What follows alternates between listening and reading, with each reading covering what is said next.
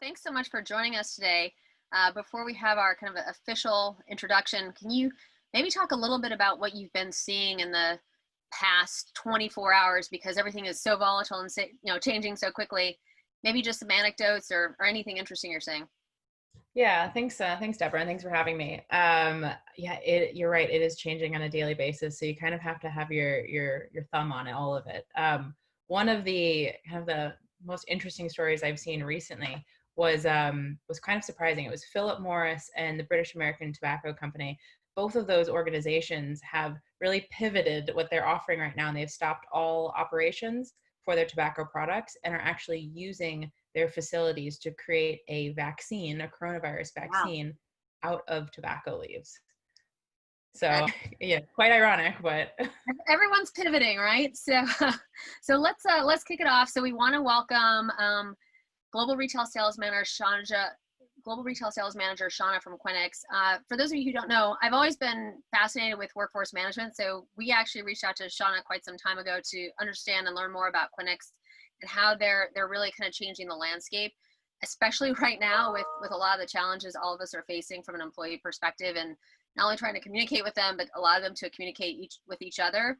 I think the platform they've built is even more impressive and really kind of built for this day and this age of the virus, if you will. So what's so unique about Shauna, though, is she has a retail background, so she really understands what all of us are going through, from American Greetings to Target, and I think that makes you really well positioned. So we're going to kick this off with, we'll have 4 poll questions, and then Shauna and I will talk about those during the call. For those of you who come in later or leave early, we will have a full video and a transcript available within 24 hours. There's a chat function at the bottom of your screen. So if you want to chat with any of us, please feel free. And then also during the call, if you have any questions, just drop them in the Q&A and we will kind of go from there. So with that, we're going to go ahead and launch the poll. And Shauna, if you can, kind of give us a bit more background about yourself and Quinyx, that would be great. absolutely. Yeah. And again, thank you for having me. My name is Shauna. I'm the global sales manager for our retail vertical at Quinyx. And Quinyx, as you pointed out, we're a workforce management provider, but what is really setting us apart globally with our 1,000+ customers and within this space is that it was really built with the employee in mind. And when you look and feel the solution, that is apparent within, immediately. Other parts about this as well, of course, it's important to be easy to use and intuitive, but the deep functionality there around task management, compliance, data science, and forecasting, and so much more is available as well, both on the web and the mobile device. And this is really important in order to get into the hands of every single employee, whether you be on the shop floor, the back office, or at corporate. What are some of the trends that you're seeing with the current state of the macro and micro environment with regards to what do employers need, what do employees need, and what are maybe unmet needs, and how might that also kind of change the trajectory of the future of Quinyx as well? Yeah, absolutely. What we're looking at right now is this almost emergency phase. The present phase is everyone is kind of hunkering down and dealing with those things that need the most attention, whether that be, getting stock to shelves if you're a supermarket, or getting your employees the right pay, whether they be furloughed, or the additional bonuses for those working during this outbreak. So what I'm seeing when I'm talking to our customers right now, and we've done a lot of one-to-one outreach efforts, is that they're taking care of their own. They're taking care of fighting those fires right now. So there's not a lot of time for your typical sales conversations or a lot of procurement projects. A lot of those things that you would typically expect, in Q1 or the beginning of Q2, at this time, we all predicted those 5 trends in 2020, whatever that was. And that is completely thrown out the window. And what we're focusing right now is the job at hand. But you talk about what are those things that what's coming, what's going to set us apart, what is, what does a company need to do as well as then, take care of the present. It's also start to think about what's coming next. So whether that be a continued isolation period, or whether that be a rolling return to work or a full-on return to work at once, we need to be able to prepare, either as vendors or with our customers, the retailers, we need to prepare for that next phase. We always need to be thinking one step ahead. And that takes it even further as well. So the return to work, great. That is going to be a phase that we deal with. But the next phase is of that new normal. So business as usual, throw that out the window as well. We have to be thinking about what normal means now. And we don't know what that is yet, but we definitely need to be making assumptions and play out these various scenarios now, so that we're prepared in that next phase. You don't want to get to where we are now again, where we don't have those business continuity plans in place in order to actually support the business as it needs. Well, for many of us on the call, including myself, who are founders, what advice would you give us today? And right, as everyone, I think, and I think that's also the challenge, is most of us have never managed our business day by day. And right, it's been more kind of proactive than reactive. What's some of the advice that you have for us, and what are some of the tools available? Yeah, I think because you're seeing a lot of businesses who are having to put employees on furlough, like I mentioned before, having to let a lot of employees go, significant chunks, if not the whole business. But you're also seeing a lot of businesses who are needing to hire significant numbers of people. Walmart needing to hire 250,000 employees almost overnight. Amazon 100,000 in the U.S. And so what we're talking about here is the employee. That employee and how you treat your employees is the most important thing right now. When this ends, or when we go back to work, and we will, this is a unprecedented time, but it is temporary. So what we need to do is take care of our employees so that when this does resolve, we then have employees to take care of. And you talk about the tools that are available to do that. You're dealing with, at the head office level, or the office-based level. You're dealing with people who are used to using Zoom like we're using right now. Have a work email address, have a smartphone, have a laptop, have the proper setup at home to do the work they need to do, despite not being able to get into their workplace. But our employees are deskless. The frontline workers don't have the access to these tools and devices that we do. So we need to make sure that we're not having a gap in communication because we're not able to communicate with them in the way we would with each other. So one of the things that we're offering, and I know a lot of businesses are offering right now, is free communication, or opening up access to their platform. We have a partner that has offered open access to their task management platform. And in an environment where scrubbing down your cart and putting up a sneeze guard, putting up those health and safety measures is extremely important. So that kind of task management compliance piece is huge. And then, like I mentioned, the communication piece is so critical now during this emergency phase, but will be just as critical when you're helping employees return to work. They might be scared. We saw, was it ASOS put out an article that says our employees are scared to go back to work because of being in proximity to one another and being in that environment. And how do you coach an employee through that? Of course, it's important to make sure that you're checking their engagement levels now. They feel the employer is taking care of them, and that they that they've got you're checking on their mental health and well-being. So that's very important. But as they transition back to work, you need to make sure they're also feeling taken care of then. So you talk about, you brought up a lot of important points on the health and safety issue. So for those retailers in the food and drug or kind of essential item space, what measures are you seeing them take? And also from a communication standpoint, how are employees communicating differently between each other, as they're all kind of trying to understand, from a well-being perspective, whether it's physical health or mental health, how can we support each other? Right. And I think, of course, each government is taking its own measures, and that is really helping facilitate what the companies can do. One of the things I think is so important is taking this kind of national or nationwide approach, so that then, on a state level, you're able to then make these decrees to businesses to shut down if they're not essential, or people to stay home if they aren't needed in the office. So I think governments are really key especially, on a small business level, but it's the same is true for these multinational corporations. So I think that is really key, but there's also a lot of measures the individual retailers can take. There's, of course, the things that they can do for the social awareness piece. H&M and Zara making PPE equipment. Burberry is now making surgical gowns in one of their factories, which is super admirable. But there's also the things, and it goes back to the point about taking care of your employees. What is it? Aldi is doing a 10% increase in pay during the outbreak. The same is true for another UK brand, Marks and Spencer, so supermarket as well. And they're giving a bonus for any employee that is able to work during this.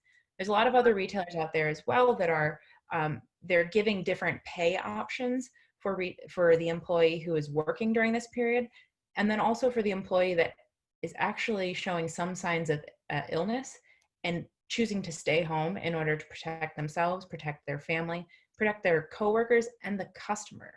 So, it hits every part of that kind of journey. So these companies allowing their employees to make that choice and stay home because that is the safest thing to do, I think is a really kind of unassuming way to support your employee base.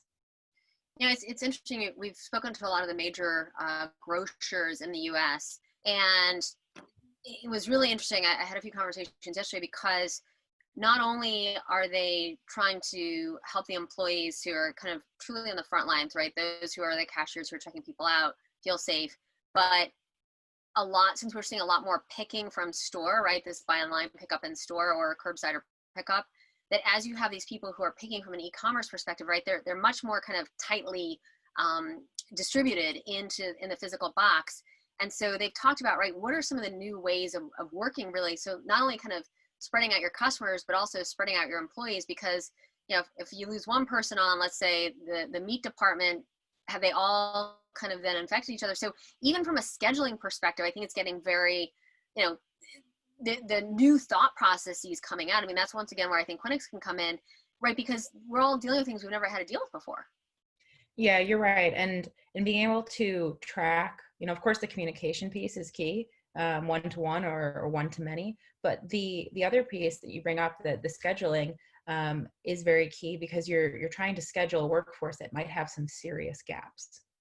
But to identify those gaps in the first place, you need to have some awareness of those absences and why they're being absent. Because you might have some normal absences, and that's really important to track and make sure that the employees are paid accurately and on time. But it's also really important to start being able to track those trends in maybe some illnesses or an employee that is showing some sort of sign, and then be able to see who that is impacting besides that one individual. So absence management is key from the payment perspective, where we're starting to see every day. You're talking, at the beginning of this call, what are some things that we're seeing on a daily basis? New pay codes that we never had to think about before. And this is really, really difficult for a lot of organizations to deal with because their systems aren't set up that way. And we're coming from our organization, Quinyx, is coming from a European perspective, and that flexibility around the pay codes is a very simple example of how flexible you need to be as a business, but your tools that you use need to be. So I know that was a bit of a roundabout way to answer that. No, I do think the flexibility and just the innovation that we're seeing will differentiate. I think having partners is important.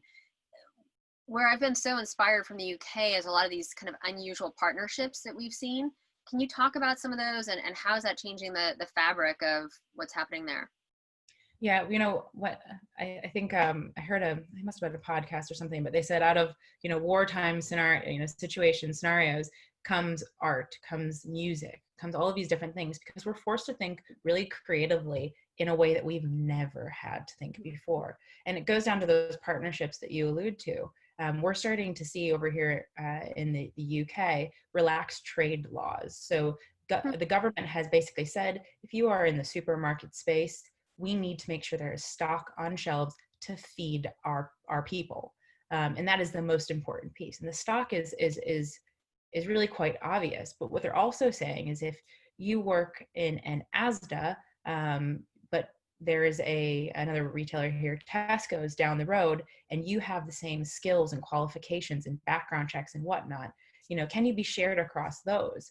So they're really starting to evolve their thought process, and not let the rules and regulations hold them back. And I think that is really, really key, because we need to speed up the processes. We need to get products on shelves, get people working if they can. So that supermarket, those trade agreements, that is one really big piece here. But I've heard a lot of different things. Aldi in the States, they've got some similar background checks, or I think maybe a CEO to CEO agreement.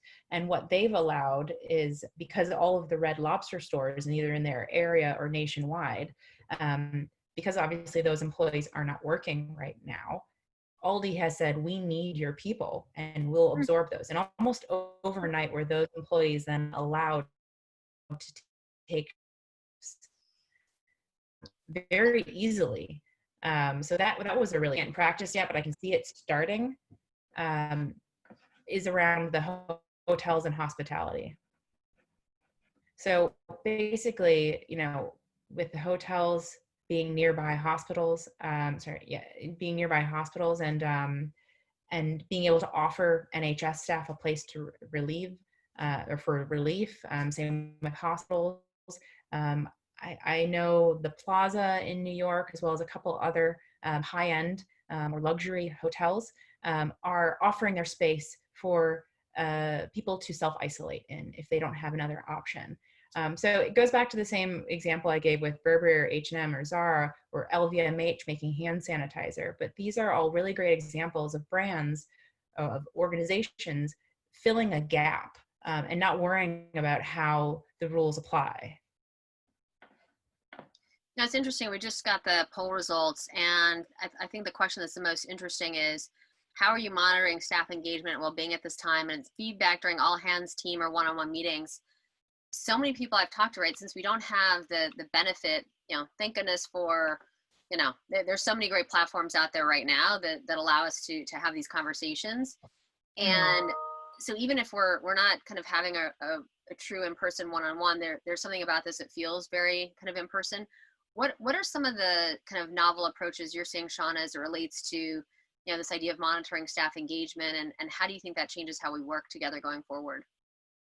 Yeah, even when I think this is a time where we need to bolster our employees, and you might be, I know you're not, but you might be an introvert and you might be okay with this time at home and this kind of change of pace, but for those people who actually find this very suffocating, you need to be able to buoy their spirits and keep them motivated, because when they do return to work, then it's going to be very important that they are, that they stay with your company and that you keep that motivation and culture. So I see a lot of around the engagement piece, sending out surveys or pulses. We call them pulses internally. A lot around rewards and recognition. Even before this all happened, you're finding a very low kind of companies saying you've done a good job. Might only happen 2 or 3 times a year, and that's really sad. And but now we need to take that learning that we already know and then apply that even further and make sure that we're giving some sort of reward and recognition as well to these employees. And it doesn't need to be much, but like you point out, it's this type of communication. It's interesting. Most organizations, and including, I think everywhere I've ever worked, would do kind of a yearly survey. And that's, you're the first person who said that. So it's why it's so interesting is, right, if we can survey our employees more, and then we can also, be maybe more proactive than reactive in terms of some of the challenges. That's an excellent point. And also, right, kind of trying to figure out how to, how do we plan? I guess one of the questions that's been on my own personal mind as a founder quite a bit, how do we plan for kind of the post, if you will, crisis world, right? As we're getting into recovery and we're all going back to work, like theoretically in a physical setting. I mean, it's interesting. I've personally never worked from home before. It's been it's been interesting, right? Dogs barking and all that kind of stuff. But you know, we've all kind of learned, and and right, going into people's homes, right? I mean, like, that's also the other interesting thing is, right, we have a much more personal connection with our employees and with each other and our clients. What do you think things look like on the other side? I guess I'd love to hear your thoughts. Yeah, what does this new normal look like? Yeah. I think what we will see, for one, if we're talking about, just from an illness perspective, I think we will see some industry leaders who are saying, if our employees do not feel well, and I'm talking at a store level, not just at a corporate level, if our employees do not feel well, then we are maybe giving them more sick days so that they can take that time, or we're relaxing our rules around that so that they feel they can go home and not impact their fellow staff. And we talk about these phases, and we talk about the 3 phases, but the fourth and slightly more ominous phase is what happens when we have a second wave Yeah. of coronavirus next January, February, whether or not we have the vaccine, or something similar in the future. Not a lot of businesses necessarily have business continuity plans in place that are suitable for this type of scenario. But there are some that we can kind of take the lead from. Pharmacies, the likes of a CVS or a Walgreens Boots Alliance, they've got pandemic plans. This is something that they have every single year, so that if something were to happen, they can enact that plan. So that's something that I think people need to be revisiting right now. Take this pause, revisit your operational processes. That's key. But then one step ahead. Think about that plan for if something were to happen again, that you're ready. And if you're ready, if there are rolling isolations or rolling rollbacks in employees working, or regional shutdowns and lockdowns, those type of things may occur. We don't know, but we need to be ready for that. So if we're ready for that, it's like throwing a template down. Christmas every year, super predictable. So we throw that Christmas template down, and we know exactly how we should staff our stores. We know exactly who should staff our stores.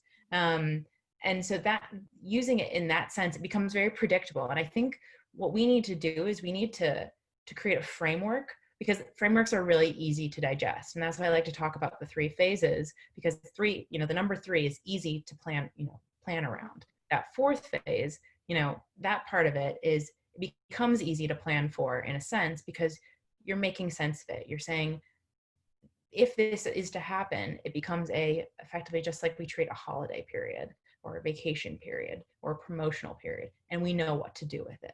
So I think that's the one way we can be really successful, is by planning for something like that, and making it something that's predictable. So what is your kind of thought process around this growing outsourced economy? So where a lot of companies have basically insourced specialties, whether it's around supply chain or marketing or technology. How do you think, I mean, we're already starting to hear, right, in terms of variable versus fixed costs, changes taking place already, and I'd say it's around the world. What does that, from an employer perspective, and thinking about kind of staying in touch with employees versus, an outsourced workforce, how does that change just like our fabric, and what are the tools that are needed to kind of keep everybody feeling like they're all working together? Yeah, I think we need to be slightly less worried about, owning the employer or owning, how they operate. And we need to be more worried about, identifying the set of skills that we need in our workforce. Yeah. So by identifying the skills, I know that, in a shared pool of employees, I need these types of people. That's, I guess, that's one side of it. Another side is that we're getting a lot of data right now, but we don't even have a slight idea how to use that. So we need to start thinking about how, the data science and the forecasting piece around this, so that we can capture this data now and then start to plan for that. And it goes back to the point of making a pandemic predictable. Making something like that predictable is because we're able to take the data that we're collecting now, and that we will be collecting from a sales standpoint, from a people standpoint, and actually then applying that to the future state of our business. Makes Yeah, so all of those different types of things are, I guess we're using what 1% of the data that we capture. Is that the number that usually gets floated around? And our solution is able to do a lot of that capturing of data, but we need to be able to make more sense of that, and there's a lot of that we can help businesses with.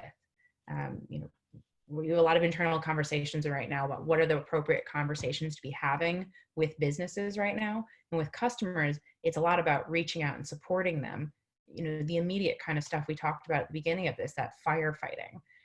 But the next part about this, as we all start to kind of grasp the reality of what's happening, is that we need to start we need to start giving those industry insights, that what is coming next, helping them shape that future. And I think that is, the fact that there's access to data that these vendors have, that businesses have on, their employees, their sales, and so forth. We need to start making sense of that. That's helpful. If anyone has any questions, please feel free to ask them at this time, and I'll move into the conversation. One of the other kind of interesting aspects from the poll was, how can your existing vendors support you during the crisis? And this idea of offering platform, solution access, consultation, et cetera, free of charge. How have you been kind of advising companies in terms of what to offer, and also how to do that and how to communicate it?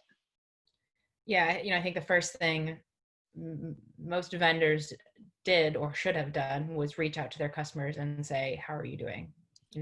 Can we help you? And that's where that platform access, like I mentioned, with our task management partner comes into play. We've got several consultancies that we partner with, and they are offering free consultation right now. Like I mentioned, we have that free access to our communication and engagement tool. But overwhelmingly, what we're seeing is vendors say, how can we help you? And I think that is the most important first step in any interaction right now, whether it be now, 2 weeks ago, or in the weeks to come. The first thing you need to be doing is saying, how can we help? Because this is something that's impacting not just the retail industry, but society. So we need to have that. We need to have an empathy phase. Or I shouldn't say phase because we're now overusing that, but we need to have an element of empathy within what we're doing in that first step. So it really needs to be empathy first. And then what I think we'll start to see next is the solutions, the tools, those industry insights, those things that can be put in place quickly in order to help. Not anything that you'll see that return on investment in 6 months, 12 months time. It needs to help solve an immediate problem, whether that be if your issue is stock related or people related or landlord related.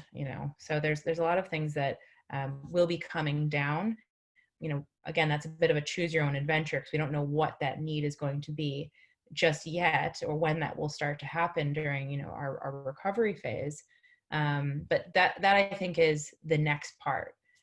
Of course, as I mentioned in the poll, of course, in a lot of these initial conversations, whether it be with customers or prospective customers, we're seeing a handful of people just say, just give me a break for right now, because I need a little breather. There's a lot going on, and I need to review my operational processes.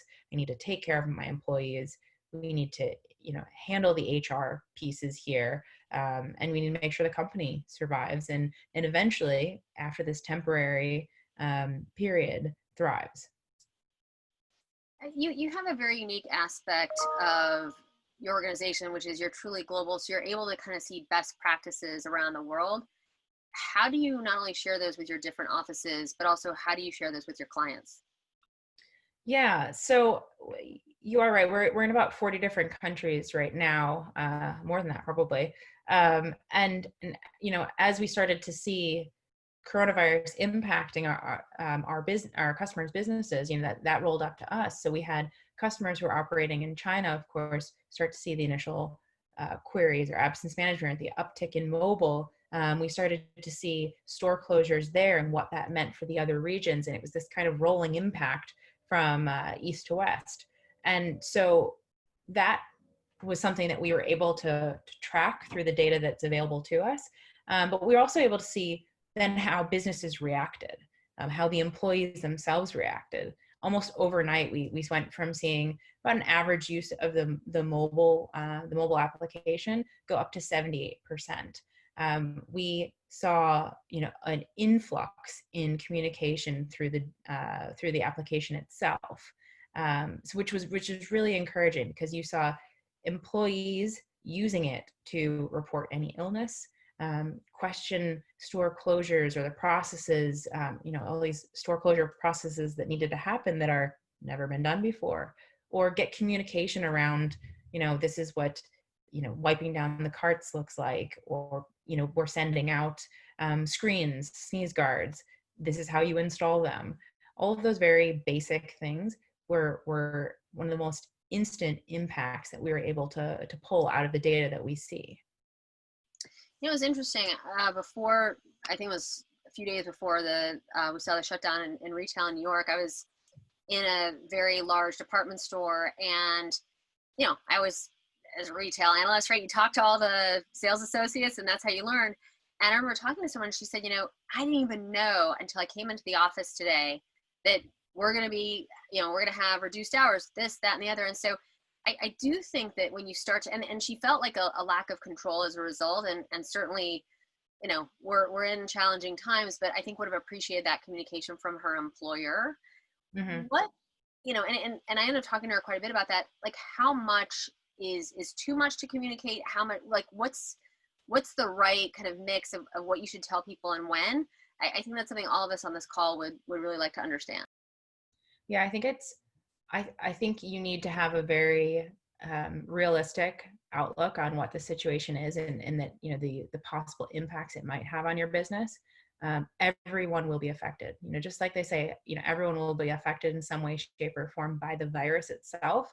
The same goes true with how this will impact your business and how this will impact you on an individual basis. So going back to the point around empathy, put yourself in the shoes of somebody who is working, extended hours delivering food to your door so that you can self-isolate. Think about yourself in the way, a retail employee that doesn't know if they're going to get paid or if it's safe to even go to work, but the government hasn't said you need to close stores so that you can then, enact the payment of that employee. So there's all of this lack of information on, our employee, our hourly employee level. And I think it's important that you need, you asked the question about how much is too much or how frequently. I think you need to be very realistic on that approach. If you are getting new information, urgent information, you need to package that and communicate it, not to strike fear in the eyes of your employees, but to be very, very realistic about, here are your options. If I was in that position, I would want to know what my options are.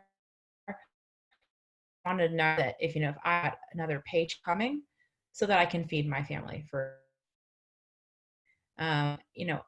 we have to be very, very empathetic to those situations that, the people that are working paycheck to paycheck, Yeah. The individuals that might have difficulty paying their rent, if they miss that. So I think that's something we need to be aware of. And this goes back to the point about, as a business, we then need to structure ourselves so that we're giving employees the options to stay home if they have any sort of illness or a member of their family that is ill, and that they can still afford to pay the bills and feed their children.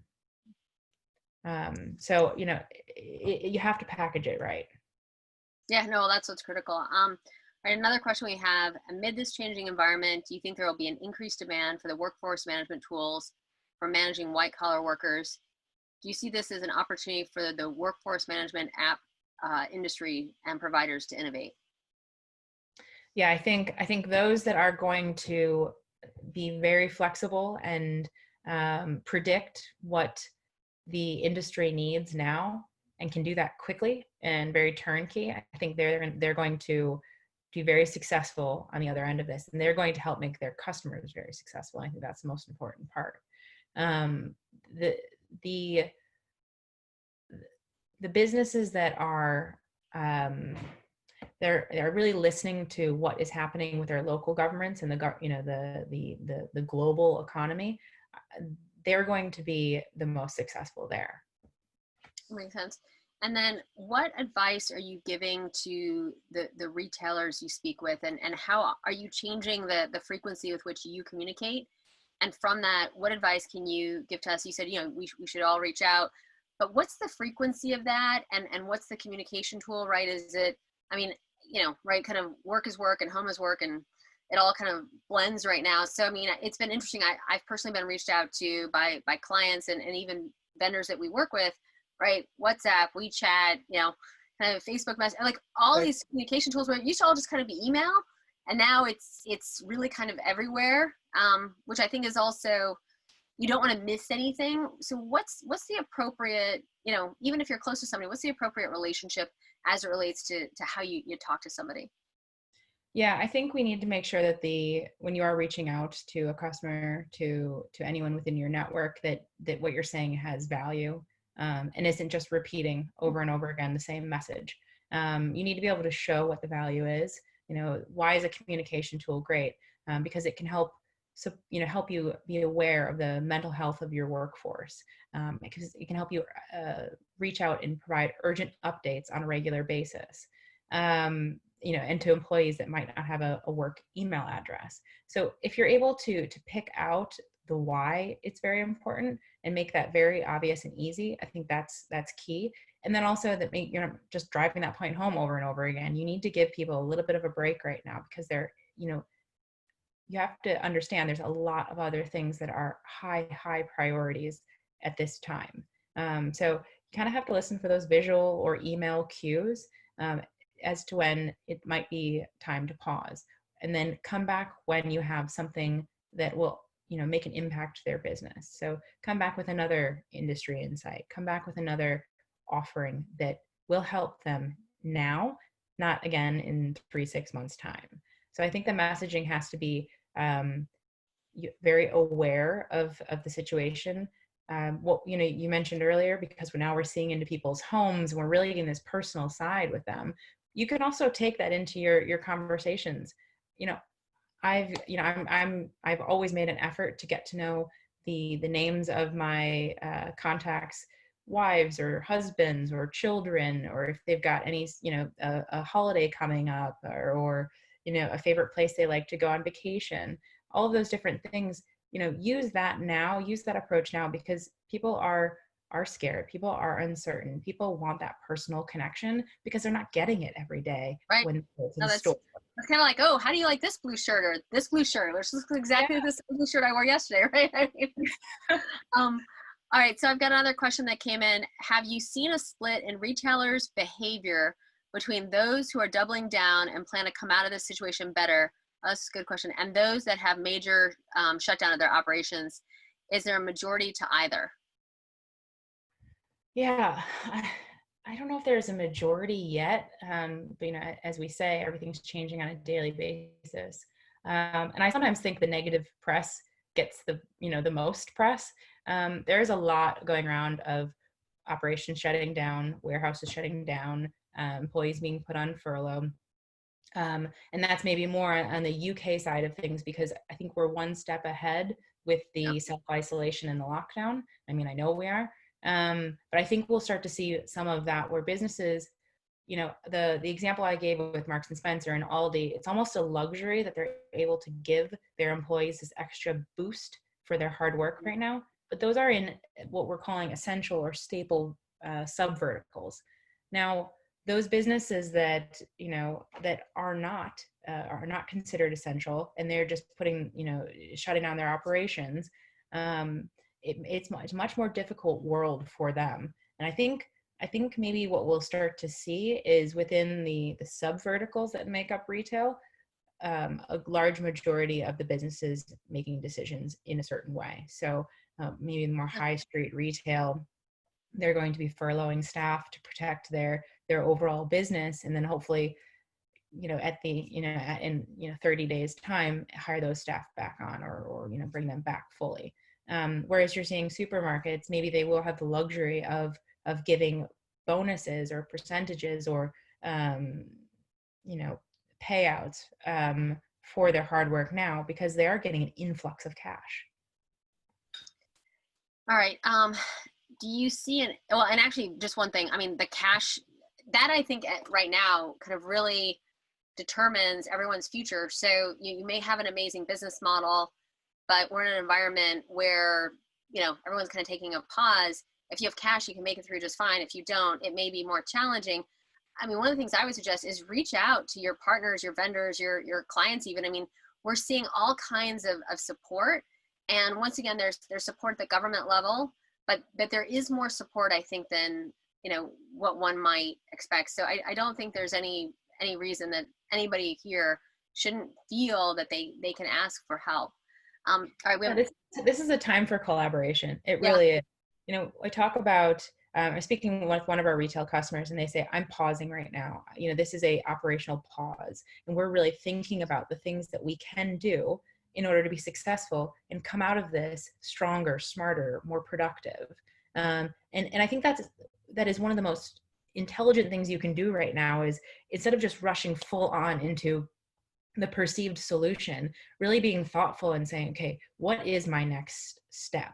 Not what is happening in 12 months time, or what does Q4 look like, but what is the first step I need to take in order to be successful right now, and being really thoughtful about that, because that first step will make a really big impact on what does happen in 12 months time.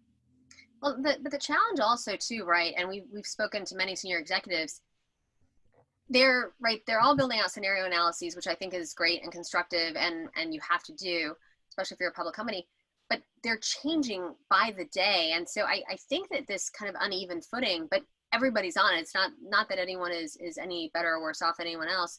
That I think is causing a lot of angst, and in some cases, people want to kind of go into the hole and go into bed and pull over the covers, whereas others are like, well, let's try this and let's try this. And so I think that there's also such different responses, and if we can also kind of reach out to people right now who are maybe feeling a little bit more under the covers, it's an opportune time, I think, for all of us to think differently, which actually with our next question is, do you see an incoming shift in consumer behavior post-COVID from a buying perspective, i.e. a move to more online shopping as opposed to in-store retail?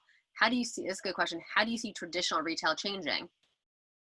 Yeah, and I think we can look to China a little bit for this right now, because obviously they're reopening stores and people are going back to stores.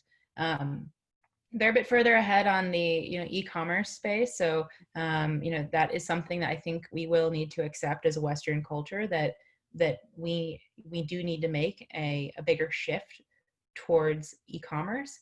But I do strongly feel that there will be a very significant chunk of people who go back to retail immediately, although there will be a chunk that are hesitant or a little bit nervous, or and that goes for restaurants or museums or any public space as well, that are a little hesitant to go back and be in a group setting. But I do, and the numbers show from China right now already that there is a significant portion of people who are rushing back to retail. And you probably know this, but in China they're calling the rush back for luxury retailers revenge shopping. We saw a little bit of it here in the UK. Right before the shutdown, right before lockdown, we had a couple days almost notice that we were going to be lockdown, stores shut, restaurants shut. And one of my contacts over at Harrods had said people are flooding in right now to buy. And then, of course, like I alluded to, the same thing happened with China, that revenge shopping. People rushed back in, and it wasn't 100%, maybe 80% footfall. But that is a good, healthy number. We're not talking 20, 30%. I mean, the pictures that our team there took, I mean, in terms of the lines outside of, the luxury retailers, was really inspiring. And then also what was great is how the landlords and the tenants work together in true partnership. And they, the landlord said to the retailers, might be great for you to offer something for free to drive in traffic and to kind of get these centers back to life. And I guess what I worry about more than the retailers right now, because I think we're seeing a lot of them, kind of pivot to PPE and to think about how can they utilize the factories and their sewers and whatnot in this environment. But for the REITs, right, the shopping mall REITs, I think they're really struggling right now in terms of how to position their workforce, how to position themselves, and just like, what's the future? Yeah, if I had a crystal ball, I'd be very wealthy. I think with positioning this, I guess is the question around positioning the staff. Is that more what we're looking for some insight on? Yeah. Whew. I think we've got to be really careful, first of all, because right now the initial rush to position staff as, like you said, the sewers, making new masks and things like that. But we also have to be, again, careful that we're not putting those individuals at risk. So that's another layer to put into the supply chain conundrum. But from the other side of it, from the landlord example that you gave, I think we need to be really creative. If I pull it out from a SaaS solution playbook, it's around having maybe a 36-month contract or a 5-year contract, and maybe giving the first year for free. So if you're a landlord, you might have to start thinking about retaining that customer, but giving something away, and then protecting yourself by maybe making a contract longer. So maybe not necessarily, traditional approaches that we're going to need to be taking, but something that we really need to think about is how can we creatively, everybody is going to want a discount. Everybody's going to want something for free. Everyone, a good chunk might want cancellation. Yeah, of course. Why wouldn't you? But that's not really good for the economy, first of all. But it's not necessarily, sustainable. You might actually need that space on the high street. You might actually need that product or that piece of software. So getting rid of it and sloughing it off right now might have longer term impacts that are negative. Well, I think that, this has been incredibly informative. I could probably keep you on all day long because I think many of us are looking for advice and insights. We'd love to have you back, Shauna. And for all of you on the phone, I know we're all in a very challenging time as the ground shifts beneath us day by day. I think that Quinyx has, a lot that they're doing for all of us for free, which we really appreciate. And Shauna, do you have any concluding thoughts? Yeah, I always like, a bit of a positive spin. I know this is really dark times, but I'm quite an optimistic person. So this is where I talk about taking care of your employees, taking care of each other. We talk about, I hear that quite often in the news, just take care of each other. So I think that's a really important initial step right now is take care of each other, take care of your employees, take care of your, these good people that you work with. Start to think about that next step. We got to think about that sustainable long-term strategy and each of the steps that get us there. And I think by thinking in that positive way, despite the negative press, despite the negative things happening, we will work together as a global economy. We'll work together across industries or within industries and be successful. And, I think, a crisis like this will definitely define you as a business. It will define you as an individual. But you are definitely in control of what that definition is. Well, that's great. Thank you so much. We look forward to having you on again soon. This was very helpful for all of us. Thanks, Deborah. I appreciate it. Take care. Bye-bye. Thank you.